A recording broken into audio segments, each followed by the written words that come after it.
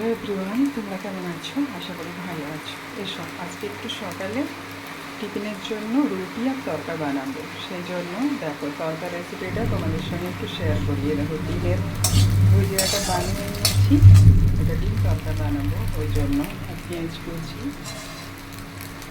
Tomato কুচি, কাঁচা লঙ্কা কেটে নিয়েছি। এখানে তরকার ডালটাও সিদ্ধ হয়ে গেছে। এটা 4-5 ঘন্টার মতো একটুখানি ভিজিয়ে রাখার পরে একটু সিদ্ধ করে নিলে এটা সিদ্ধ হয়ে যায়। তো চলো আমি তরকাটা বানাই, তারপর ফাইনালি তোমাদের সঙ্গে শেয়ার করবো। ওকে,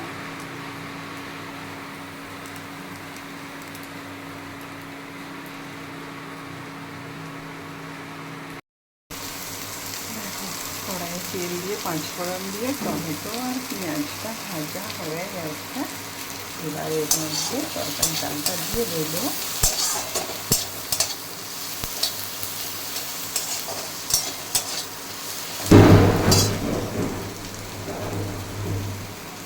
ডিমটাও ভাজা হয়ে গেছে।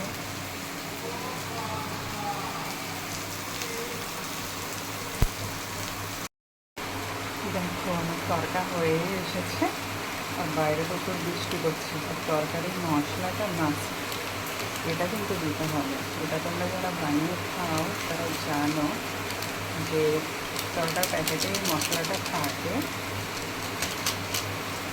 এটা দিয়ে দিলেই তরকাটা একদম রেডি। এবার শুধু ডিমটা দেওয়ার পালা। ডিমটা দেওয়া হয়ে যাবে, এবার রেডি। এবার ওটির সঙ্গে জমে যাবে একদম। একদিন বানিয়ে খেয়ে দেখো, যারা খাও তারা জানো, আর যারা খাওনি এখনো তারা একবার বানিয়ে দেখো। একদম ধাবা স্টাইলে তরকারি, একদম ধাবাতে যেমন কিনে খাও ঠিক একদম সেরকমই টেস্টি, সেরকমই হবে। ওকে, দেখো আমার ফাইনালি তরকা রুটি একদম বানানো হয়ে গেছে। কার কার পছন্দ সে একটু কমেন্টে জানিও। খেতে ইচ্ছা হলে একটু খেয়ে নিও।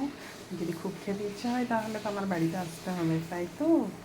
তাহলে আজকের টিফিনে এটাই বানিয়েছি, এটাই আমরা খাবো। তোমরাও খেও তোমাদের জন্য, সেই জন্যই তো তোমাদেরকে দেখানো। একটু পেঁয়াজ লঙ্কাও দিয়ে দিয়েছি, ভালো লাগলে নিয়ে নেবে। ওকে,